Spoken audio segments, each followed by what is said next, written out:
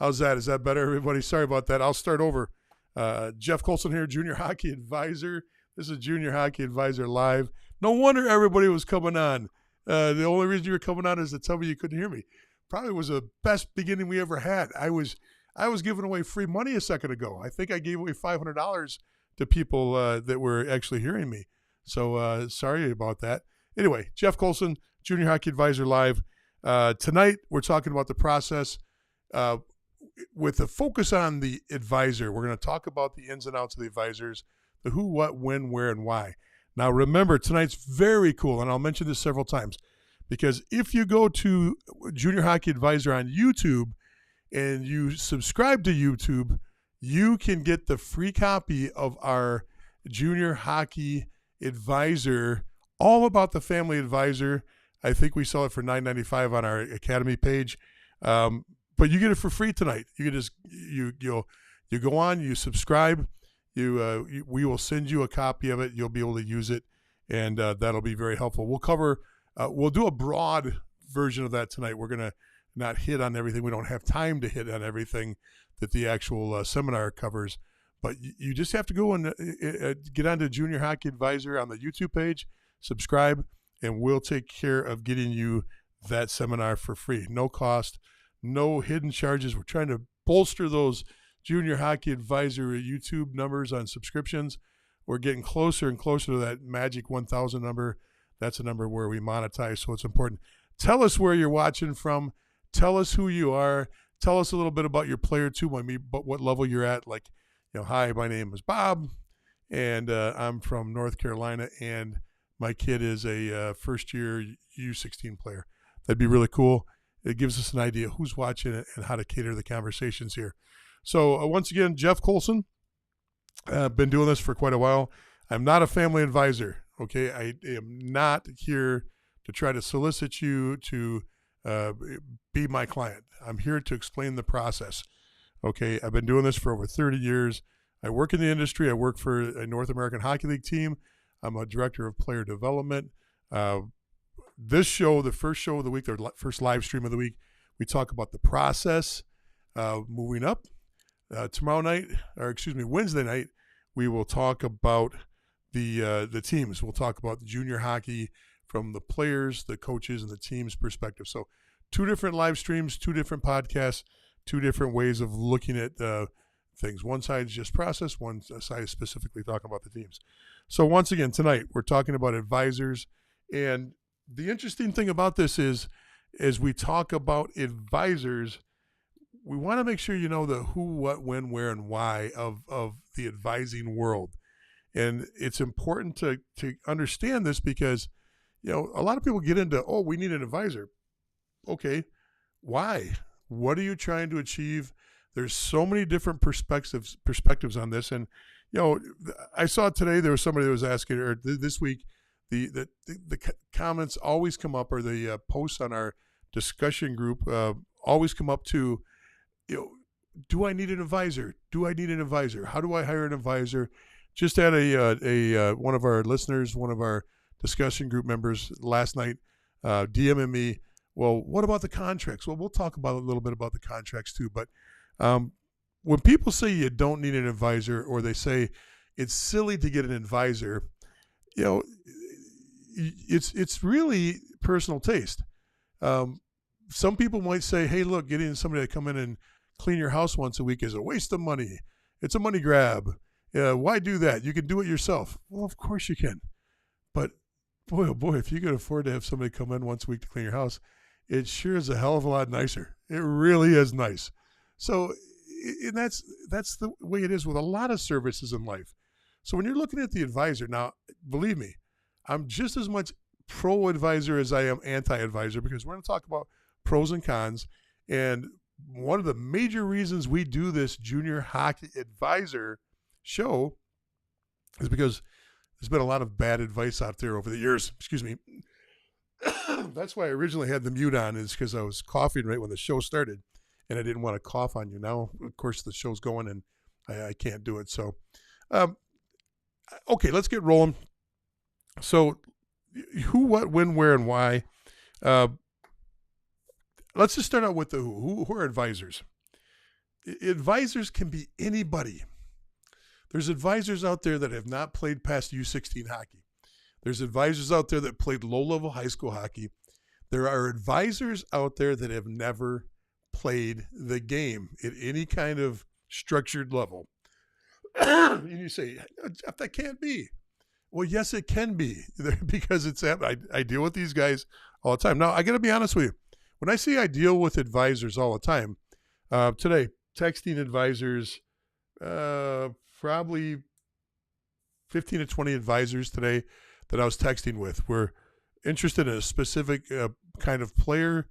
And so I reached out to advisors. I reached out to U18 teams. I reached out to junior teams because it's part of what I do. So do I deal with every advisor? No. There are advisors out there that I don't have to deal with because they're not dealing with players at the level that I deal with. They're dealing with only Tier 3. They're dealing with only prep. They're dealing with only players that are looking to move into certain specifics of the game. Very similar to hiring a lawyer, very similar to hiring a doctor. You don't want a generalist doctor if you've got a specific ailment or a specific need. You want a specialist. I don't want to hire a tax attorney if I'm trying to get out of going to jail for bank robbery. I want a specific attorney that knows criminal law and it can litigate it and take me to court and work through the process. Never been in that situation, but if I was, I'd hire the right kind of lawyer. Same with advisors. A lot of good advisors out there that can do that. So when I was asked the question, the rhetorical question of who are advisors can be anybody. There's a lot of U18 coaches that double as advisors. There's people that work in all the leagues, USHL, the NAL, they work as scouts for teams, the NCDC, the USPHL, NA3HL, EHL, doesn't matter. Canadian leagues, they work as assistant coaches or coaches, and they also have an advisement group, and maybe that advisement group is tied into player development. The worst word in sports, development. It is the most overused, improperly used word out there, because I can say development. Oh, I'm a development guy. What the hell does that mean? What does that mean? Okay, I can say I'm a skills specialist and I improve skills. Okay, but it's overused. Even people that are high up in this game, you'll hear an NHL guy go, "Oh, that's one of the best development guys in the game." Well, what does that mean? Seriously? Tell me. Get in the comments. Tell me what you think it means to be in the development world. I'm on a side note there. So anyway, advisors can be anybody. Does an advisor have to have played pro hockey to be a good advisor? Absolutely not. Do they have to have played college hockey? It's a nice frosting on the cake if they've played at a college level. And of course, playing juniors makes a big difference too. And then, playing Tier 1 it really does help. But what you have to watch when you talk about this whole process is you really have to watch, is what you're trying to get out of an advisor what the advisor is selling. Okay, for example, I have a 14-year-old that wants to go to prep. He's sold on playing prep hockey, and that's the direction we want to go. I call up an advisor and goes, "Of course I can help you." And I read the bio, and the advisor is from Western Canada, and his client base is mostly guys in Western Canada moving up into the junior ranks in Western Canada, AJHL, BCHL, WHL, and he doesn't even really work with many kids going to college. He just works on getting them from the 14 level up into the junior level, which is perfectly fine. There's nothing wrong with it. That's a legitimate and that's honorable. There's nothing wrong with an advisor that really specializes on that. But if he's trying to tell me he can help me with prep and he's never played prep, doesn't have his children didn't play prep, because you'll see advisors that get involved because their kids went through the ranks and they went, that wasn't a good experience for me. I'm going to get involved. I'm going to become an advisor. And there's a couple of them out there that are pretty darn good at what they do, and they never really played the game, but because they're children and their experiences with their children, they share that experience or they help with it. But I don't want an advisor that doesn't have experience in the area I need advice on. Okay, if I have a talented player playing Tier 1 Elite and I'm playing in the HPHL out of Chicago for one of those teams, and I'm really looking to see what my chances are of being drafted into the USHL. And that's very legitimate. There's nothing wrong with, quote unquote, using an advisor to campaign, to thump your drum, to get out there and be your guy out there that's tooting your horn. There's nothing wrong with that. But I really need a guy that knows the USHL, has contacts in the USHL, has current players in the USHL, and can pick up the phone and pretty much get every organization on the phone. If not, why would I be using somebody that doesn't have those connections? That's why, just like a lawyer or a doctor, you have to specialize and really focus on the specialization of this. So that's the who. When we talk about who is an advisor, you have to look at their track record. Only experience as a player, that's a plus. It isn't the end of the world. Experience in the industry, knowing what they match up with. A generalist is not really going to do you much good. In other words, there are advisors out there that say, I can handle all that stuff. I can handle prep kids on the East Coast. I can handle kids that want to go to Shattuck St. Mary. I can handle Minnesota high school kids. I can handle kids that are playing 16 out in the West Coast, and I can get you from Tier 3 juniors into the USHL. No, okay, no, just flat out no. That's why you have to do a couple things when you hire, and we're going to talk about that in a little bit. I'm just trying to get that who first, and a couple of things though, just quickly that you got to do is you've got to vet these people. You've got to actually hold their feet to the fire. I've actually talked to advisors and I said, tell me the last 4 D1 coaches or 5 D1 coaches. Pull your phone up right now and show me scroll through and show me the last 4 or 5 D1 coaches you've talked to. Now, some people, the hubbada, and they can't do it. Okay, that should give you an answer. Or you say, who are the last 4 or 5 people in the industry you've talked to today? And they go, well, today was kind of my day off. I was specializing on getting ready for you. That's not the answer I want to hear. That really isn't the answer I want to hear because, okay, I'll wait. I'm going to check your comments and then we'll get on to a little bit more. We're going to get into the what and when a little bit here. So Liz, thanks for coming on, Belleville, Ohio. And my son is with the New Ulm Steel in the NA3. That's really cool, Liz. We've got Columbus, Ohio. I have an 03 goalie that played Tier 3 for a couple of years, moved on to adult life. And an 05 playing at U18 AAA with Omaha, the Mastery. I love that name, Omaha Mastery. What a cool name. Trying to decide what his future is. Hopefully we can help you get a little bit of ideas on the show tonight. Frank says, Frank, good to see you back. Brownstown, Michigan. Sorry about that. Grandson is playing Junior A for Notre Dame Hounds in Saskatchewan. Very good. It's a fun program up there, and that's a great league to be involved in. We talk a lot about all the Canadian leagues, the whole CGHL, including the Saskatchewan program. So, okay, Tosh says, I'm from Kalamazoo. I won't hold that against you.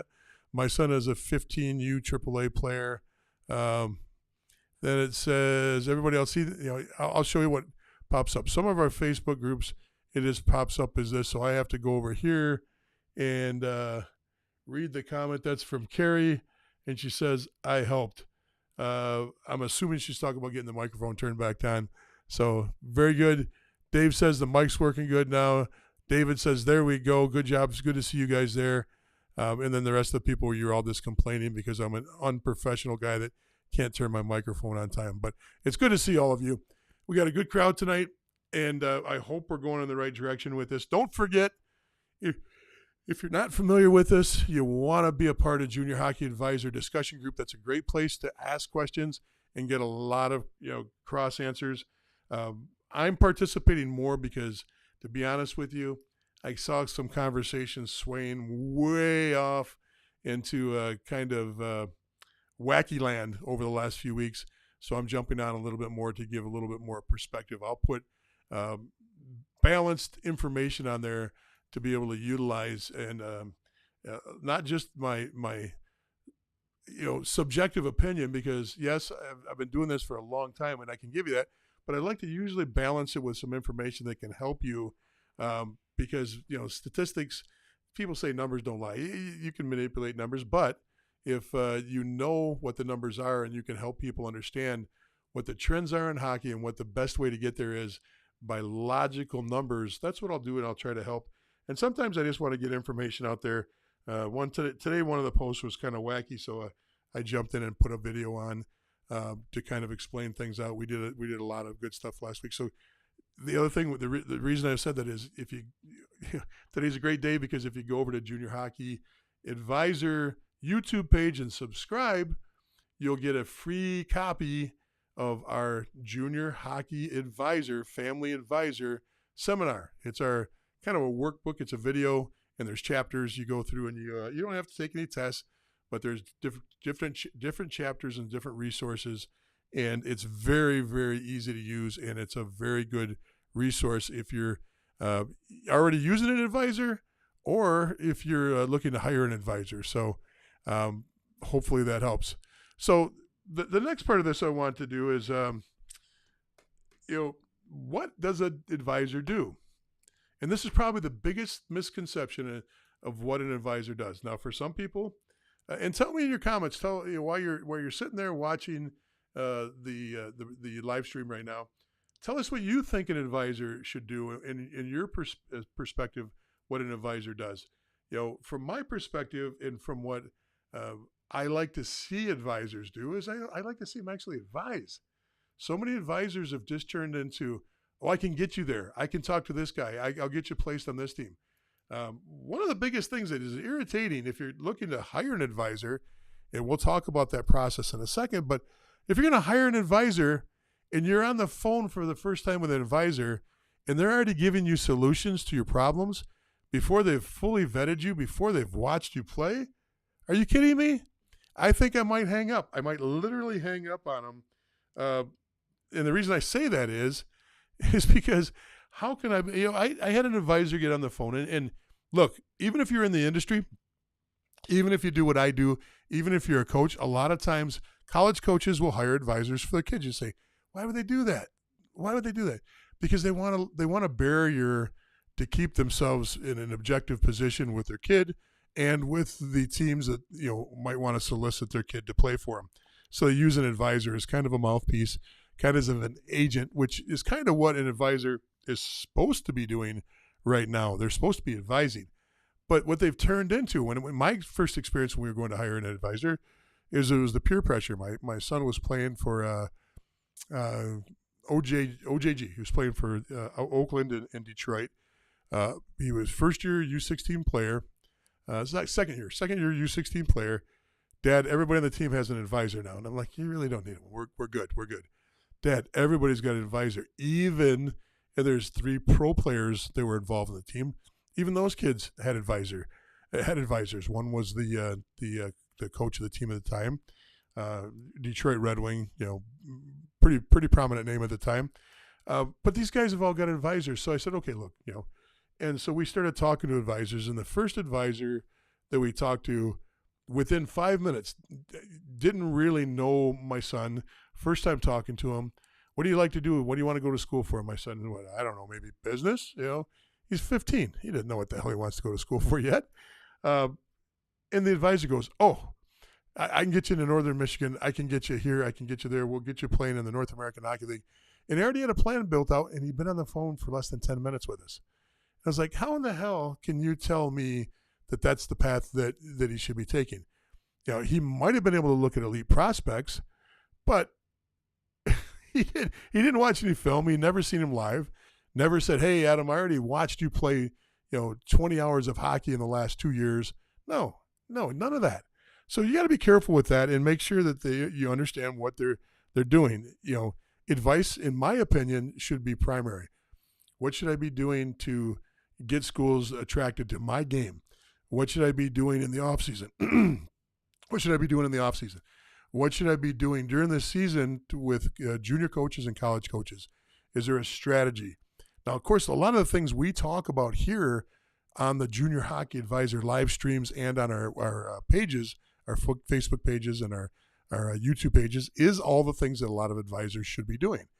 But I do it because I want you to have that choice. you can do a lot of this stuff yourself, if not all of it yourself, or even if you hire an advisor, you're still going to have to do a lot of this stuff.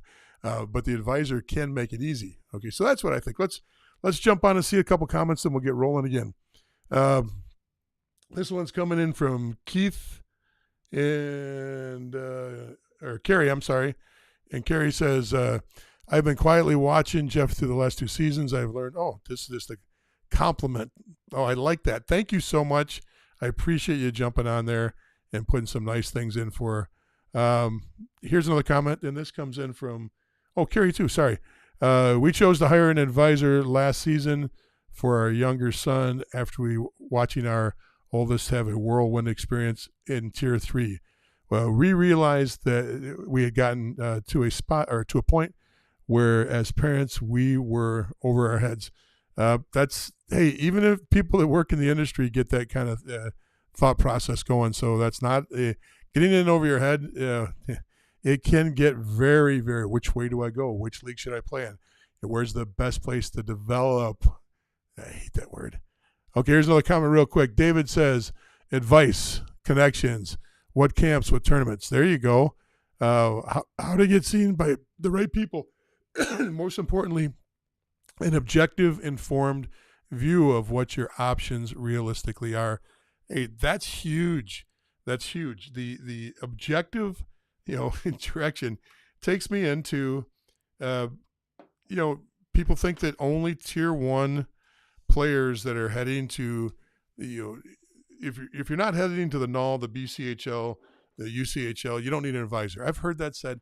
It's a money grab for that. Now, let me tell you why. If I were a Tier 3 parent, I did not have, my kids didn't play Tier 3 junior, so I've got experience as an owner, GM, and as a coach when we owned the EJHL team, which turned into the NCDC, and then we owned the Empire League team, and we also owned the USPHL teams over the years. Got out of it a few years ago, so I've got a lot of experience with Tier 3 teams. I would say that a third of our kids had advisors on our Tier 3 teams. You think, well, why do you need that? I'll tell you why. Because there's a cost difference between Team A and Team B, and a lot of time that cost is much different. The difference in the cost between those teams is much higher than the cost of an advisor. So if an advisor goes, I can get you the same or better coaching, better level of play in this league or this team, and it's going to cost you $6,000 or it's going to cost you $4,000, or you can go play in Team B in League B, and you're going to pay $12,000 a year. Well, now you got to start listening. That's the kind of advice a good advisor can give. And yes, there is that kind of difference, because there's junior leagues in Canada that are everything from free at the CGHL level and the BCHL level. CGHL is the umbrella that covers all of the teams, just like we were talking with Frank a little earlier. That's your Saskatchewan, your Manitoba, your Alberta, your 3 Ontario leagues, your Quebec League, your Maritime League. And did I miss anything? I think that's it. And then you got the BCHL that's outside of that. BCHL and AJHL, no tuition. Now you start moving over, Saskatchewan, Manitoba, their prices aren't that bad because the ice is a lot cheaper. They're local rinks. They actually have some advertisement. They have fans. You move over into Ontario, prices get a little higher for ice in most of Ontario, especially the closer you get to the GHL or the closer you get to the greater Toronto area, I should say. Now, ice time goes up, less fan base comes into play because it's where it's at. So your prices may be a little higher in the closer you get to downtown Toronto for your junior hockey. You play in the States, $8,000 to $12,000. Give me a comment if the prices are, in your eyes, are higher than that. I'd love to hear your thoughts on that if you see prices higher or lower. But you got to know that that's where an advisor can come in. Now, if my son's playing Tier 3 hockey, the odds of him playing Division I kind of are extremely rare, unless I'm a 15 or 16-year-old playing and then I move up to the NCDC or I move up to the CCHL, then I make the move over the NAL or the BCHL or the AJHL. Maybe I can get myself in as a late guy. It's not a late bloomer. It's just a late working path to get you there, because if you start out at the USPHL or the EHL or the NA3HL as a 17 or 18-year-old, it is extremely difficult to move into the top leagues that get all their players placed into, not all their players, but a majority of the players that are playing placed into Division I hockey. So the reality is D3 hockey is there and ACHA club hockey is there. So why would an advisor be advantageous for a tier 3 player? Once again, it's a cost difference. If I can play at, let's say I'm a New York kid, and I can play at SUNY for anywhere from $0, because there are programs in the SUNY system in New York where I can go to school for free, and I can play hockey, why would I look at going to a NESCAC school and paying $40,000 or $50,000 a year? Now, I might want that. I might choose as a family to do that. Just like if I got accepted into Notre Dame, but I chose to go to Yale and pay full freight, scholarship versus full freight. People do that. There's nothing wrong with that. But man, oh man, part of what an advisor should be doing is going, hey, look, here's all your options. I can get you into this quality school with this degree program. This coach really likes you, and the cost for you, once it's all said and done, is going to be $10,000 or less a year. Or you go out there and do it on your own and don't know what you're doing, and you end up paying $25,000 or $30,000 a year for another school. Now, you might love that school. That's fine. I'm just looking at this saying, what can advisors do at the tier 3 level? They can save you a blanket ton of money. Okay, you fill in the blank there. They can save you a ton of money if utilized properly. Does that make sense? I hope that makes sense, because that's part of the process of understanding what they can do. Now, as you move up the ladder, if you're playing at the tier or 2-1 level, NAL, BCHL, AJHL, USHL level, now there's nuances. The better the player you are, now they start looking for better scholarship offers. I've given you the example before. If you don't remember the example, I have a nephew that is 6'4", 6'5". He played at around 225, 230. Back-to-back years, Little Caesars national champion his last year, leading scorer, number 1 overall draft pick, overall draft pick for the USHL. First pick overall, and he had a college commitment, and he ended up paying for his first year of college. Now, is that because he had a good advisor or not had a good advisor? I'm not saying that. I'm saying that even the good players, the really good players that have got the pedigree built, you think that they're all going to just go and they're going to get a 4-year scholarship. We've talked about this over the last couple of weeks. Remember, there's almost 40%. It's well over 30%, mid-30s, peaking in the mid to high 30s, pushing towards 40% of players that don't get scholarships at the NCAA Division I level, because teams might carry 30 to 34 players, and there's only 18 scholarships. And how that coach decides to split those up and how they decide to use them, that's on them. But the point is, a good advisor knows that Team A doesn't give freshmen and sophomore scholarships. They know that, now it's different, but over the last it just changed this year. RIT doesn't give scholarships.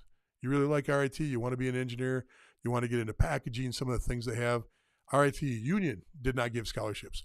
Hell, a couple of years ago, the whole Atlantic hockey division, that whole league, wasn't allowed to give scholarships. That only changed a couple of years ago. To now they're up to full. I think last year was their full complement. They got 18, but it had to move up. It was like 8, then they got 10, then they got 12, then they moved up to 18. So it was a phase-in period there. So you could have been on a team with 30 players, 35 players, and only 8 guys were on scholarship, or they had 8 scholarships to give. They could have given it to 16 guys at 50% apiece. They could have given 25% of it to 32 guys. That's a coach's decision and an administration's decision how they break up those 18 full scholarships. But there's no more. There can be less. There are schools out there that don't utilize all of their scholarships. Ivies don't give scholarships. Now, you might be like, well, we've got a super high academic kid. He maxed out on his ATCs, ACTs. He has got a 4-point grade point average. We want him to be in an Ivy. Okay, that's great. Did you know that Ivies don't give any money at all for athletic scholarships? Uh, one of the schools might love you. Yale, Princeton might fall in love with you, think you're a great player. Now, the problem there is that you're dealing with the best academic people in the world. So even though you might have done that great, the people you're going up against maybe even better. So even at, when our daughter went through it, extremely high academics and didn't come close to getting any academic money at the Ivy level offered to her. So the choice was real easy. There was other schools that, with a combination of scholarships, grants, and an academic scholarship, it was able to really knock that number down because there wasn't full scholarships available when she was going through the process. Does that help a little bit? Does that make sense? I'm going to look, see if you guys got any more comments because I just said a lot of stuff, and then we'll move on and talk about some other things too. Okay, Doug, you're saying that the BCHL is charging $7,000 now. Is that every team? Because they've been known to be the pandemic changed things up there, and it's been very sporadic across the board. Is that a consistent number now? Is that your experience, or is that their billet fee that's been tied in to what happened was when the BCHL had to shut down, they still invited all their players up and actually charged a surcharge because it was free hockey. Hey, we still want to keep you skating with the teams. Come on up. When I say come on up, that's the Americans. Everybody come on into camp, and they practice, but they charge the players. And are you saying now, Doug, that stayed a charge up there? Because I was not aware that every team was charging $7,000. I heard that there are teams that were charging, but that number was never presented that high and is a consistent number. So think about that, or don't think about that. I want to think about that, but I want to make some calls tomorrow too if you don't have that information. But if you do, I'd love to hear it, Doug. Thank you so much. I'm going to put that comment up there again. That's what Doug had to say. So, throw that in the comments, Doug, if you're still on. Chris says, how do I find the best advisor for my kid? Hang on. We'll get there. It is not going to be an easy process, and it's not a process that happens on the first phone call, but we'll talk about that. Let's see what else we got. I am grateful for what you are doing and for all of us trying to navigate all this. Hey, thanks. I appreciate that, Chris. Okay, so while we're waiting to see if Frank comes back, let's tackle that question, and that is, let's get one more comment on here. This one looks pretty good. I think it looks pretty good. It says, we interviewed advisors who had all been vetted, experienced with our other players, and watched our son play before making contact with us. We chose someone who was there for our son mentally and educationally for him and us. He helped us. Oops, sorry, throw that back up there. He helped us make connections that we would not be able to make on our own. But more importantly, he is there to talk to our son about all that goes into upper levels of hockey that not everyone talks about. Building teammates, coaches, and you saw that. That's great. That's a great comment, and that came in. Trying to match that up with who it came in for, so I can. We interviewed advisors. I'm looking at my list on a different screen here to get the right. Give credit to the right person on this here. If I come across it, I will throw it up there. And I think that's from Carrie. Okay. Another one said that we reached out to an advisor. First thing he did was criticize other advisors, coaches, and teams in list form. We went another direction, got more out of these videos to get us where we are. I'm glad to hear that. That's why we're here. That's why we're talking about this. So I want to talk about how do we hire the best advisor. Then I want to talk about some poor practices. So I'm writing myself some notes as we go along there. How are we doing, everybody? Am I going on a pace that makes sense? Am I helping you? Once again, if you just came on, Jeff Colson, Junior Hockey Advisor, and we're talking about the family advisor. I see that our number of people watching live has gone up. So anyway, you asked the question, how do I find the best advisor? Well, you write down this site, and then I'm going to take you over to a site, and I'm going to show you a backdoor trick. Let me get that screen fixed because, as usual, I'm not getting the screen that I want up there, and I will get it fixed for you right now. Okay, Tier 1 Elite is not what I want you to see, but I want you to see up in the corner there it says Elite Prospects. And how do I get that to show for you? I move it over so you can see it. Okay, so there it is. That's Elite Prospects. I get this off the screen. That's the website I want you to go to. Elite, why aren't you closing down Mr. Elite Prospects little screen there? I'll move you out of the way. All right, I am on the premium version of this, and that's important to be on the premium version if possible. Okay, so now if you look at Elite Prospects, they've got a thing that says Agent Portal. Just hit that little button right there, Agent Portal. Now, what you have, now there's a difference between agents and family advisors. So this is where your homework has to come in. But if you notice, you've got a list of everybody on Elite Prospects. Does that mean that every advisor shows up here? No, but if they don't show up here, that should tell you something. Okay, if they don't show up here, that should tell you something. So as you're looking through this list of everybody, they also show you how many clients they have. So let me make that a little bit bigger for you so you can actually see that. All right, so you've got Finnish Hockey Agency. Now, what's the difference between an agent and an advisor? Advisors advise and advise only. Agents sign deals to get a percentage of a pro contract in the future. You can't do that, okay? Now, do many of these firms have both people that work as agents and advisors? Yes. And that's where that Chinese wall and the ethics come into play. Please do not make the mistake of getting somebody that says, hey, look, I don't want to, I'm not going to charge you anything. I'm not going to charge, if you hear I'm not going to charge you anything, it's probably a situation you want to walk away from, because the NCAA rules, and I'm going to show you another website to go to help you out with the advisor side of things in a second. But the rules are you have to be charged the going rate of advisors to be considered utilizing an advisor. If somebody says, I'm only going to charge you $1, that means they're really not charging you and they're working as an agent, meaning they expect something from you in the future off of your pro contract or off of maybe even your NIL money or something like that. So although I'm not an expert on the NIL, that's your name, image, and likeness, where kids can get paid now for doing advertisement or their photo or their jerseys.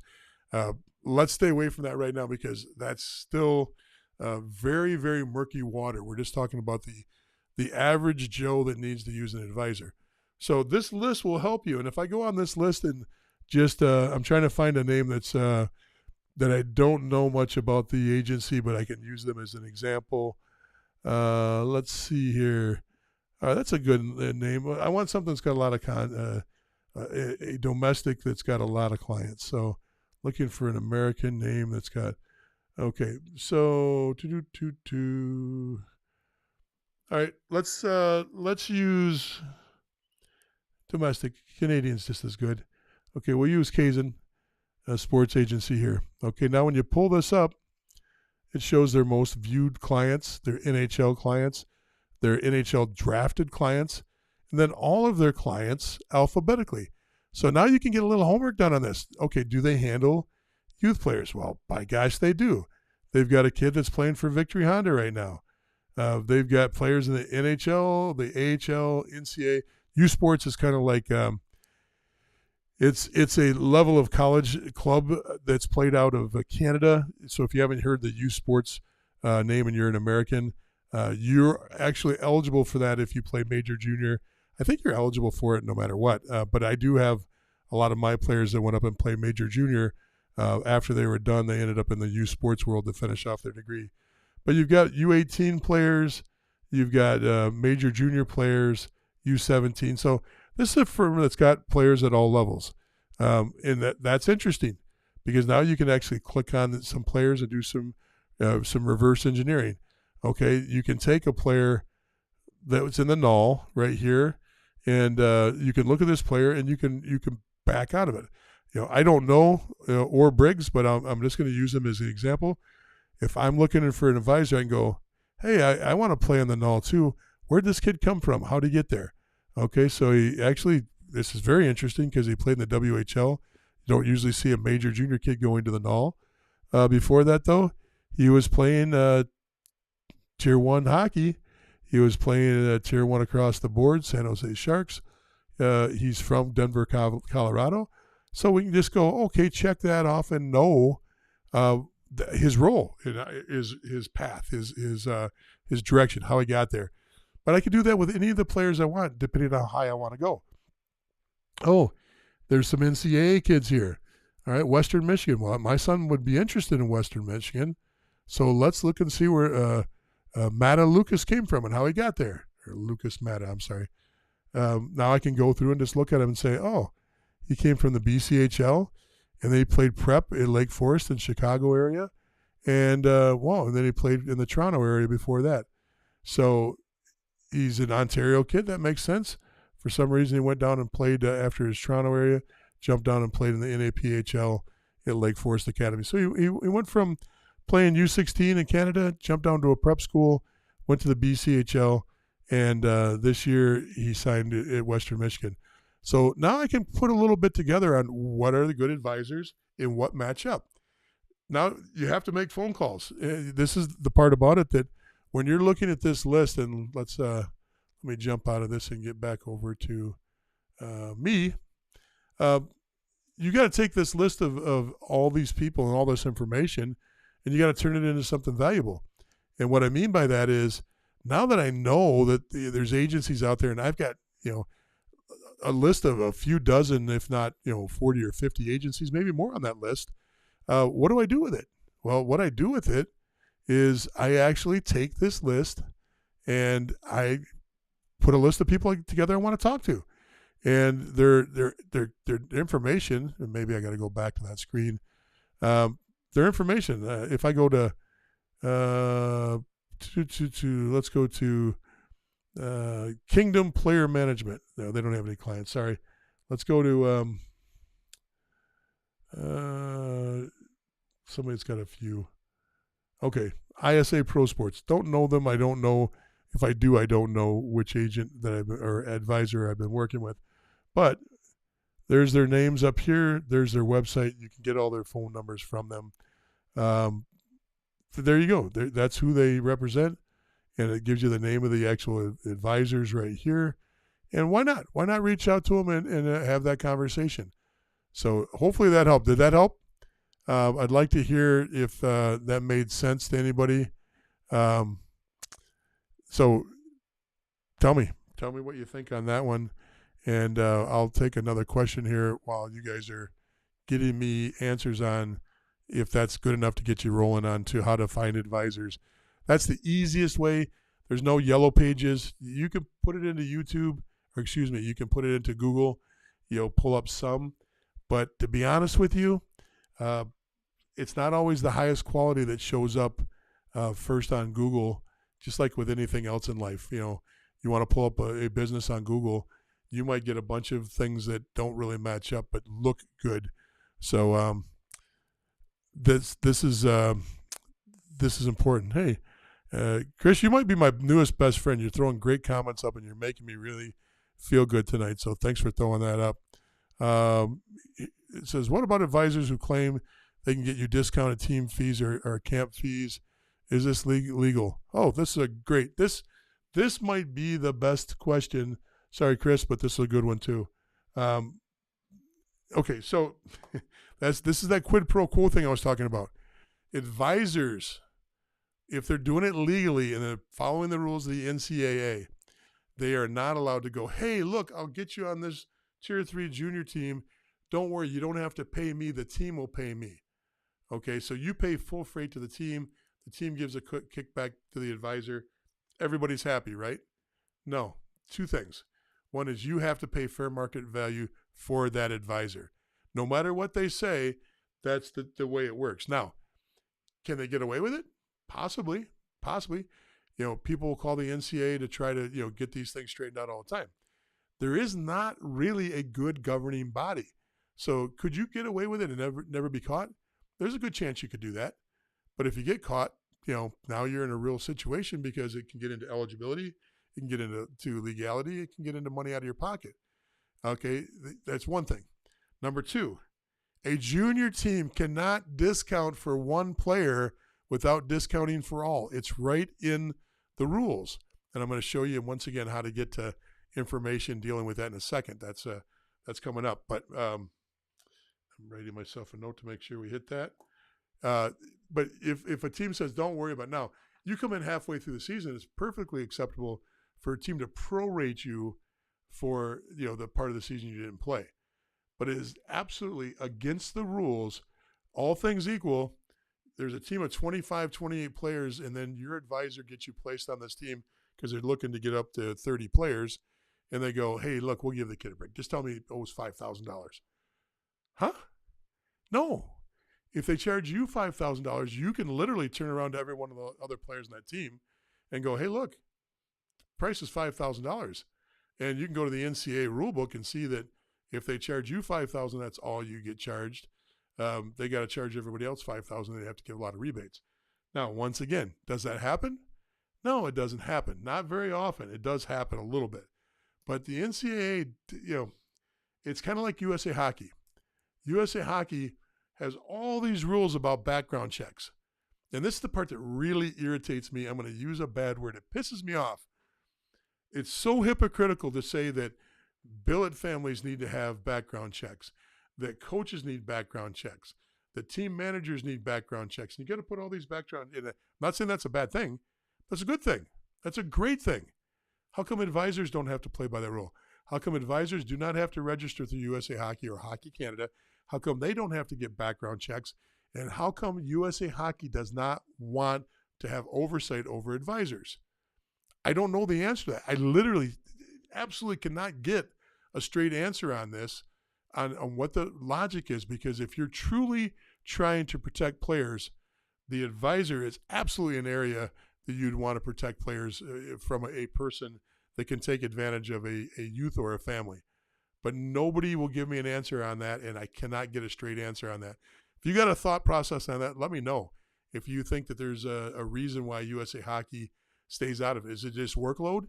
Is it just the fact that they they think that they're, I don't know. Officials, on-ice officials have to have background checks. On-ice officials aren't in locker rooms with players. On-ice officials are usually not not that I know of, they're not taking bus rides with players. They're not having lunch or dinner with players. And advisors have lunch and dinner with players. Advisors meet players after games or after practices. Advisors go to hotel rooms to talk to families or talk to players. Okay, there is absolutely nothing that controls advisors except for a little speck of information from the NCAA. Now, one of the things I said I'd do is I'd show you where to get more information on the advisors as far as the rules go. So you want more on rules, I'll show you how to get there. And I'm going to go over here and get back over to a screen. And now instead of this screen, let's go to let's go to College Hockey Inc. College, it'll pop up for me. College Hockey Inc. Okay, so College Hockey Inc. is a really, really helpful website. It looks like this. And why is it helpful? Well, this is put together by the NHL. It's a grant that flows through USA Hockey. So USA Hockey gets a ton of money from the NHL that funds women's hockey or national teams. It funds a ton of stuff. One of the things it also does is it funds why would you want to play college hockey? So College Hockey Inc. is here.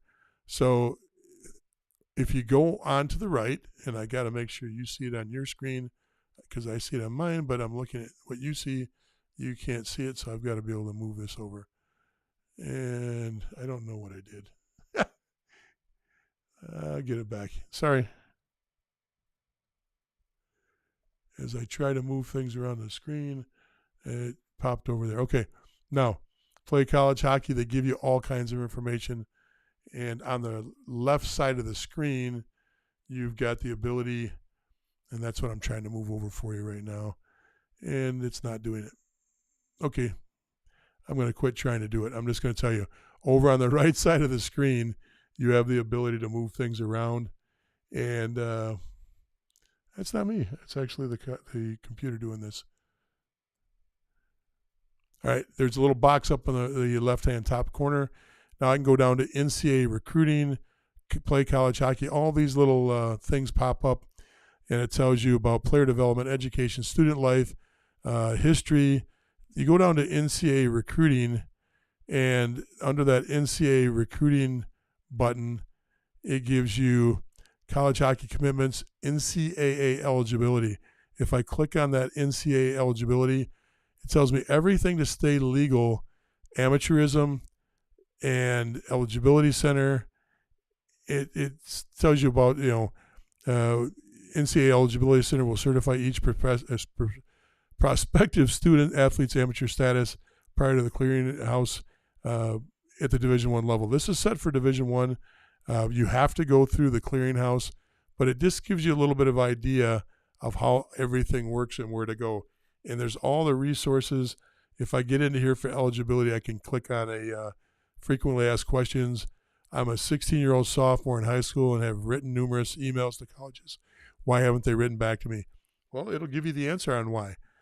This is a great place to go. And right there, what do we got? How do I hire a family advisor, and who should I hire? Click on that. Now, they don't give you much room, much information here, but they give you an article to read, and that goes into a much more detailed picture. It's basically the same thing I tell you, but it's a well-written piece, and it will give you the ability to read this and to know the do's and do nots of hiring a family advisor. But you got something better, because if you go to YouTube and you go to Junior Hockey Advisor on YouTube, where we're playing this right now live, and you subscribe, you're going to get a copy of our seminar, of our workbook on hiring a family advisor. And we walk you through all the steps. And what that'll look like is, it'll look something like this. This is who is an advisor, who needs an advisor, and it just goes through some of the things that we talk about. Then we get into what does an advisor do, and you'll see that there's videos on all these different areas and a lot of great information on the subject. So hopefully you take advantage of that by going and subscribing to our Junior Hockey Advisor YouTube page, and then we can get you rolling from there. Hey, look, I know I've spent an hour with you. I'm going to save some time for anybody that's got questions. Please, if you got a question. So here's a great question. Frank says, can we still get a free download if we've already subscribed on YouTube? Absolutely, Frank. Take and just DM me through our discussion page, or on YouTube. Excuse me, DM me through Facebook on the Junior Hockey Advisor discussion group. Shoot me a DM, and I'll make sure you get that. Which is essentially what everybody's going to do, is they're going to get it through either an email or a DM. So no problem at all, Frank. I'll be glad to help you. Just shoot me a DM. Okay. Doug says, definitely helpful. Get calls that never knew how to verify they were legit. So I'm glad to hear that. David says, what are some key questions to ask when interviewing family advisors? Cost. Okay, so two things I want to get into. And once again, folks, if you got to go, I get it. We've been on for an hour, but I've got a ton of things that I'll answer as we get going through some questions. The first thing I would do is I would ask them, simple questions like, hey, scroll through your phone for me. Tell me the last, industry professionals. Tell me the last 5 people you talked to. You don't even need their name or their phone number. Well, I talked to this guy at the USPHL. I talked to the coach at the University of Michigan. And as he's scrolling through, you can tell a lot about a person that way. Like, hey, can you mind shooting me a screenshot? You just cross out their phone numbers. I don't need them. I just want to know who you talk to and how your day looks. And most guys will, if they're legit, they're gonna share that with you. The second thing I'd ask for is a contract, and to see what the contract is, because there is no formalized cookie cutter contract for this. Every agency can write a different contract. I've seen contracts that are a few sentences. I've seen contracts that are a couple pages. But this is, most of the people don't come at this from the business professional, or even ever have these contracts read by their attorney. I'm talking about the family advisors. So I would absolutely look at their contract and see what you're getting, because to be honest with you, most advisors, and this is very important to understand, most advisors ask for upfront payment. Sometimes it's 50-50, sometimes it's 100%. Now, some advisors work for $2,500. Some advisors work for 10 grand. Okay, first of all, that's not regulated, nor is the contract regulated, nor is it regulated what you're going to get for their services. Once you're signed up, they can tell you, oh, you get a contract, and the contract is, hey, you owe me this much money, and it doesn't really spell things out. Some do. Some will spell things out. But once you hire them and they don't return a call, what are you going to do? That's why it's important and incumbent on you to ask for references, to say, can I see your client list? Some will say, yeah, it's right on Elite Prospects. You can go and contact. Give me the 3 or 4 names you want to contact off that. I'll give you their phone numbers. You can talk to them, or I'll give you emails. So it's very, very important to understand the price needs to be discussed. The contract has to be discussed. And what do I get for the money? Okay. Oh, I'm going to get you into college. That's not good enough. How are you going to get me there? Tell me about your process. Tell me exactly what you're going to do. I'm going to give you $5 grand. Okay. If I give you $5 grand, is $5 grand enough for, let's just put this into a calculator. I've got 2 years left. 2 years left. So I've got 24 months. If I've got $5 grand, divide that by 24. That means each month, there's $208 being spent. Okay. If you text me once a month, is that worth $208 to me? No, that's absolutely not worth $208. If you're doing your job for me, I would expect some level of communication, weekly, biweekly. I'm not telling you exactly what you need as a family, but I can tell you this: there's advisors out there that absolutely won't return a phone call or a text until they want to get a hold of you, because you're going to have questions. What should I be doing for workout programs? What's my nutrition? Some advisors go into all of that and they have detailed programs. Some of them have a la carte processes with that too, meaning I'm your advisor, but our firm offers, a nutritionist. We offer a strength and conditioning program. We offer, mental toughness training, whatever you want to call it, on the psychological side. We offer summer skating programs, skills improvement. All these things fall under an umbrella that the family advisor works for a firm. And so you might hire them as an advisor for $3,000, but it's a la carte after that. And they might recommend that you use their strength and conditioning guy, that you go to 2 weeks and use their skating coach, that you buy their meal program or their nutritional program.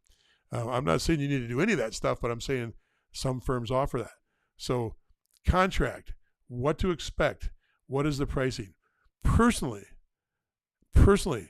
if I were to go through the process again, I would want a month-to-month contract. Sure, I'll pay you. I want to pay monthly. And then at any point I can step out of this contract if you're not fulfilling your end of it. Okay? Now here's the negative side. The negative side is you might have to fire an advisor. From time to time, it's important to know that if they're not aligned, if they're not doing their job, you're going to have to fire them. If you've prepaid for everything, don't expect any money back. There's no governing body that's going to prorate your money back for you. You can't talk to your team. You can't talk to your coach. You can't talk to USA Hockey. You can't talk to a league. You can go to small claims court or go to court and litigate it. But like my wife says, when I get upset with some business, yeah, you can win that case, but do you want to spend $200,000 to get your $10,000 back? And when I was in business in the hockey world, I went to my wife, who's the litigator in the family. She's the attorney. She goes, yeah, you're right. You're 100% right. They owe you money.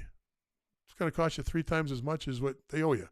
Is it worth it? So those are things you gotta be careful with and understand as you go through this process. So hopefully that helps when it comes to the whole process. So we covered the rules. We cover hiring the best advisor, how to find that best advisor. The other some poor practices. We talked about one poor practice that the advisors do, and that is poor practice is to have answers before they vet your player and know. I like advisors that have a small client base. I like advisors that don't want your business right away and they're like, slow down. We're going to talk first. I might not be the person for you because, I have too many players of that age group. I have too many players of that position. I had an advisor for one of my kids that sent us to a USHL or no, I can't remember if it was USHL or no, but it sent us to a team to practice, and this is years ago, so I forget which team, and I'm purposely not going to remember that team because I'm not going to talk about a previous administration. The team's changed hands now. Six other D gapped or sandwiched at the same age as my kid were in camp, regular season, came in to skate for the week, all represented by the same advisor. Now, how can my guy, my advisor, my family advisor be doing the best job for my kid when he sends my kid along with 5-6 other kids to skate for the week with a team that he wants my son to play for? Oh, yeah, they're going to love your son. Well, he had to say that to 6 other families too, 5 other families too. That's not what you want. You want him to have a very narrow window of focus on the position and the age for your kid, the position, age, and skill level. I don't mind if he's got, a tier 3 a kid at that level that he represents, maybe one or two tier 2 level kids, maybe 1 or 2 kids that are at the tier 1 level. Okay, that's 6 total kids. If he's getting $5,000 a piece, you can do the math on that. And if he's doing that for goalies, forwards, or goalies, left wing, center, he can have a good living coming out of there. I don't want to hear he's got 6 kids at every position at the same age group. That doesn't do me any good at all. Okay, so that's a poor practice. The other thing is retribution. If you get into it with your advisor and you hate your advisor, keep in mind this is an extremely small world with some very thin-skinned people working in the industry. Thin-skinned and not professional people working in the industry. Most are professional. I didn't mean that to say that I'm, I hope I'm professional, but I wasn't using that gesture for that. Maybe it was subconscious. Maybe I was. But most are very ethical. Most are very professional. And most are not thin-skinned and don't hold things against players. But there's some advisors that do. And you got to be careful. We saw the comment earlier that came across the boards that our advisors started bad-mouthing other people. If they start bad-mouthing other people, you don't want to hear that. I've got tons of opinions on advisors. I don't come on here. In fact, one of you this week actually reached out to me and asked me to post about an advisor that they had a bad experience with. I'm not going to do that because I don't want to build this polarized world because we've got such a large footprint now. I don't want it to be the polarizing world. Well, he thinks this about that advisor and he thinks that about that advisor. In general, I've got lots of opinions, but I'm not here to give you, the up or down thumb on. Now, you call me personally, will I give you a name or two, for my clients that people call up and, ask for advice and they pay for an hour of my time? I will gladly give them several names across the board that I like. And I like because the first thing they'll do is say, nope, can't take you. That's the first thing I love about the people that I talk to that I like in the industry is if they say, nope, can't take you, there's some ethics there because there are advisors out there that have never said no to a paycheck or cash since they've been in the industry. There's guys out there that boast that they're making $300,000 or $400,000, and there's no way in the world they can talk to all their client base. So just think about that. Keep that in mind when you're going through this process. There are people with thin skin. If you say no to an advisor or you fire an advisor, there's a good chance that they will have retribution. Now, another thing that you have to keep in mind is U18 coaches are extremely polarized on advisors. It's usually a best practice to keep your world of your family advisor and 16 and 18 coaches, youth coaches, in separate camps. Okay, it doesn't mean that unless one of the two reaches out and says, "Hey, I know so and so," and if they open up the door and say, "We're friends, we're buddies, We get along great professionally. That's wonderful. But keep in mind, a lot of really good U18 coaches don't want any kind of advisor involved with their team because they're reaching out to coaches. They're reaching out to junior teams and colleges for you. They're having tons of conversation, and they feel a responsibility to do that and to do it right. So there is a side that says, no, stay away from sharing the two worlds at that level. And that goes for junior teams too. Now, I got to be honest with you. I get into it all the time with our current staff. There are advisors out there that I don't want the time of day of. I've just watched them because of what I do. I get a whole different perspective on advisors because of you, because you'll talk to me and you'll tell me what advisors are doing what and what's going on. I get into it with our staff saying, why don't we use them?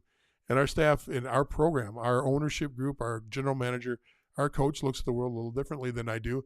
And their thought process is, no, we're going to deal with everybody because it's about the players. And they're absolutely right. It's about the player. It's not about their advisor. So, yes, I want to see bad advisors out of the business, but I got to realize that even bad advisors could be representing a very good family. And that's something that's a bias I carry in. That's why I can't be an advisor. When I see wrongs, I just want to eliminate those from my life.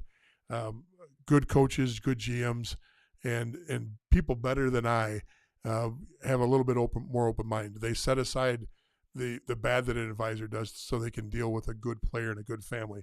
So I'm learning. I'm not there yet. Maybe give me another 30 years and I'll get over that where I don't hold a grudge against somebody that does something either poorly or inefficiently or literally just because they're full of evil. And there are people out there that are like that. So, all right. Any other questions? Anything else going on? There's a couple things coming in on specific kids. I'll try to reach out on the specific kid stuff, but I don't want to get into specifics on individual kids because it makes it a little bit tougher to answer. Now, here's one I can answer. This one says, I have an 03 goalie playing Premier for the USPHL in Mass. He was offered a few good D2 club programs, play juniors again, or go to play ACHA college club hockey at the D2 level. Your two choices coming out. Now, remember, there is a path for many kids coming out of even the Premier level, USPHL Premier, that can get to D3 hockey. There is a good I just did last week. We spent a whole half a show on talking about all three leagues, EHL, NA3HL, USPHL Premier, contrasting things. And we also broke down the numbers of how many kids go from those three leagues and jump into college hockey. So, yes, there is a path there, and you can probably get there, and you probably want to triangulate with your coach. If you use a goalie coach, talk to the different people, see what the actual chances are of playing D3 hockey. Now, your son may already know the answer. He might be like, look, I know the level we're at, and but D3 hockey is actually broken down into basically three levels. You've got your elite D3s. Who are your elite D3s? Go on to look at the USCHO, that's United States College Hockey Organization. USCHO, I think it's .com. It might be .org. But if you put USCHO into your search engine, it'll pull up that. You can go to D3. You can look at their rankings, and they've got coaches' rankings. It's called the Cratch rankings. There's different kinds of rankings. Some are computer-based. Some are, objective by, coaches. And what they do is they give you an idea of what the rankings are. Usually, I don't know, I haven't looked at that level to see if D3 teams are ranked inside of My Hockey Rankings, but I'd probably use that as a last resort. My Hockey Rankings get stronger when there's crossover pollination of games between leagues and the more games. Youth, you get 50, 60, 70, 80 games. In college, you're getting 24 games or whatever. You're getting a D3. It doesn't give it enough information to give it the statistical pull that it does for My Hockey Rankings with youth. But look at those rankings. Top teams. Most likely, you're always going to see the Geneseos of the world. Wisconsin Stevens Point, Wisconsin River Falls. Adrian is super hot right now. Plattsburgh is always hot. Elmira once in a while is up there in the top 10. You're looking at the Uticas of the world. You're looking at the Nescacs, like the Middleberries of the world popping up there. And there's other ones that are starting to grow, but you can go back through the years and look at their rankings. But that's your top 15, your top 10, your top 15. It's pretty clumped, and it's almost always consistent with the same names, with one or two teams popping in there. That's your elites. Now, what are those teams made of? Those are guys, almost all those guys are coming out of high-level junior hockey on those elites. And you get a lot of drop-downs. You got guys that were BCHL to a Division I team, then from a Division I team to that elite D3 team. Now, why would a kid go from D1 to D3? He's not getting enough ice time. The cost was much more than he thought it was going to be. The scholarship didn't line up the way he thought it was going to line up. He lost his commitment at the last second because they overcommitted and they had 5 players coming in for one spot. There's so many reasons why those D1 kids dropped down to D3. So you'll see on those top rosters 4, 5, 6, 7 kids with D1 experience on the teams. And you see the rest of them coming from the NOL, and a very few of them are coming from any other leagues, NCDC, and those sorts. So it's important to know that there's that top tier of D3 teams, that middle tier, that's your EHL teams. That's your USPHL, that's your NCDC kid. That's the remaining kids from the NOL that didn't go to those elite programs. The NOL kicks out. Watch the video from last week where we discussed this. We discussed it on the Junior Hockey Live broadcast, and we broke down the numbers very, very detailed, showing you. Now, most people don't know that the NOL puts out hundreds of D3 players because everybody thinks they're just D1. Well, they are. They've got they put out the second most D1 players too. But it's a huge league. There's 29 teams. And so why would a NOL kid choose to go D3? I'll tell you exactly why. If I got a chance to play for a national championship and play for an elite D3 school, or I go to the weakest league inside of D1 with no money, meaning no scholarship, and the price of the school is twice as much, and they're carrying 30, 33 guys on the team, and I'm a freshman that's been told I'm not going to see much ice for the first year or two. Maybe I want to go to a D3 school and play right away and be an impact player. Happens all the time. So the answer of do you want to move or stay, D2 ACHA hockey is a good level of hockey. I see your comment, goalies are tough. There's only a few spots. But you got to reach out. You got to talk to coaches. Do you necessarily need an advisor? I don't think you need an advisor, but you should be talking to your current coach. You should be talking to, if your son thinks that he's interested in D2 programs. You can also throw a question up. We've got an expert from Illinois State. The gentleman that runs all the programs there is one of our experts on our discussion group. He can give you advice on how to steer your players. So hopefully that helps a little bit. I see your comment that says he was offered already. That's great. So now it comes down to money. Now it comes down to, are they going to offer anything? How many goalies are they carrying? Does he like the team? Does he like the school atmosphere? 3 things on the college level.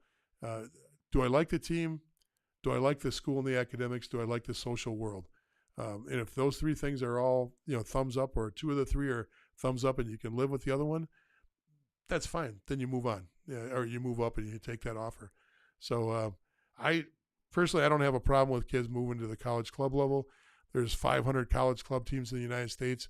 Some of them, when LIU, Long Island University, was still playing at club, they were giving kids 50% because they had a deal with the campus for a 50% grant for players that come down to the team, and it fell under there's something about exposure to older students that had some real life world experience, and the grant was built for people that were coming into school at 20, 21, 22 years old.